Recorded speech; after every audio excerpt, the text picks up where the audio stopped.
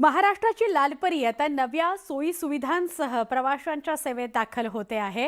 राज्य परिवहन महामंडळाच्या ताफ्यामध्ये आजपासून राजमाता जिजाऊ या नावानं 3000 नव्या बस दाखल होत आहेत। विधान भवनाच्या प्रांगणामध्ये मुख्यमंत्री देवेंद्र फडणवीस, उपमुख्यमंत्री एकनाथ शिंदे, उपमुख्यमंत्री सुनेत्राताई पवार आणि परिवहन मंत्री प्रताप सरनाईक यांच्या हस्ते या बस लोकार्पण होणार आहे। लोकार्पण सोहळा आता होणार आहे पुढच्या काही वेळामध्ये।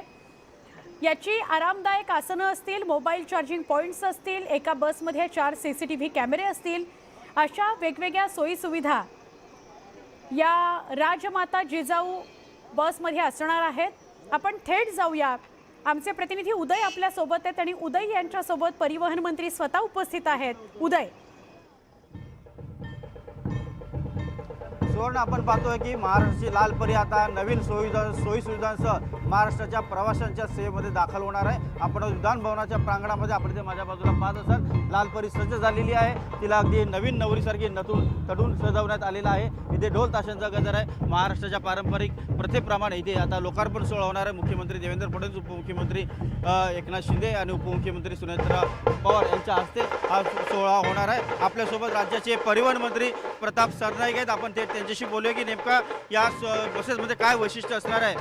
नवीन लालपरी नवीन सोयी सुविधांसह प्रवाशांच्या सेवेत दाखल होणार आहे। काय नवीन वैशिष्ट्य आहे त्याच्यामध्ये? या महायुतीच्या सरकारमधल्या 3000 नवीन बसेस आम्ही सर्वसामान्य जनतेसाठी आजपासून त्याचं लोकार्पण करतोय। प्रामुख्याने या बसेसमध्ये स्मार्ट बस ही आहे, टाटा कंपनीच्या माध्यमातून बनवलेल्या ह्या बसमध्ये 4 CCTV कॅमेरे, पॅनिक बटन, सुरक्षाशी तडजोड न करता GPS यंत्रणा आणि ज्या काही अत्याधुनिक सोयी सुविधा बसेसमध्ये इतर खाजगी बसेसमध्ये असतात त्यासुद्धा या ठिकाणी दिलेल्या आहे। आणि त्याचबरोबर पूर्वीच्या बसेस या 44 सीटर असायच्या, ही बस 56 सीटर आहे आणि त्यामुळे जास्तीत जास्त प्रवाशांना या बसेसमध्ये बसता येईल। विद्यार्थी वाहतूक करत असताना ह्या बसेसचा खूप फायदा होईल। म्हणजे शटल बसेस म्हणून याचा वापर करणार आहोत। ज्या कमी किलोमीटर अंतरावरच्या फेऱ्या आहेत त्या फेऱ्यांमध्ये ह्या बसेस आम्ही चालवणार आहोत, जेणेकरून सर्वसामान्य प्रवाशांना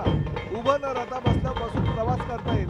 राज्य शासनाच्या माध्यमातून पहिल्यांदा ह्या 3000 बसेस, दुसऱ्या टप्प्यामध्ये 5000 बसेस ज्या 2x2च्या असतील, या 3x2च्या आहेत आणि 200 बसेस ह्या ओल्वो असतील, त्यामध्ये 30 स्लीपर कोच असतील आणि 170 सीटिंग असतील आणि 128 सीटर ह्या मिनी बसेस असतील, जेणेकरून त्या डोंगर दऱ्यावर सुद्धा जाऊ शकतील। त्यामुळे 8300 बसेस या वर्षामध्ये महाराष्ट्रातील सर्वसामान्य जनतेला मिळणार आहे। जे प्रवासी खासगी बसेस किंवा वळले होते, लाखोंची संख्या होती, त्या आता पुन्हा आपल्या लालपरीकडे परिणाम एसटी महामंडळाचा तोच निर्धार आहे।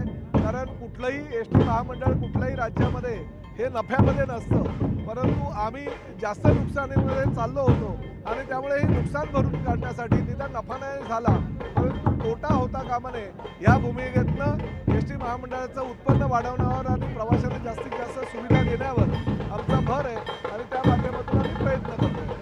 आपण एसटी महामंडळ अधिक नफ्यातील या दृष्टिकोनातून प्रयत्न केले जाते। आपण पाहतोय पुढच्या काही वेळातच मुख्यमंत्री, उपमुख्यमंत्री यांचे इथं आगमन होणार आहे आणि आपण पाहतोय की लालपरीची ती सज्ज झालेली आहे। उद्घाटनासाठी लोकार्पण सोहळा जो आहे तो होतो आहे। पुढच्या काही वेळात हा लोकार्पण सोहळा होणार आहे। राजमाता जिजाऊ या नावाने ही लालपरी आता महाराष्ट्राच्या प्रवाशांच्या सेवेत सज्ज होणार आहे। सुवर्णा, नक्की उदय, धन्यवाद माहिती दिल्याबद्दल।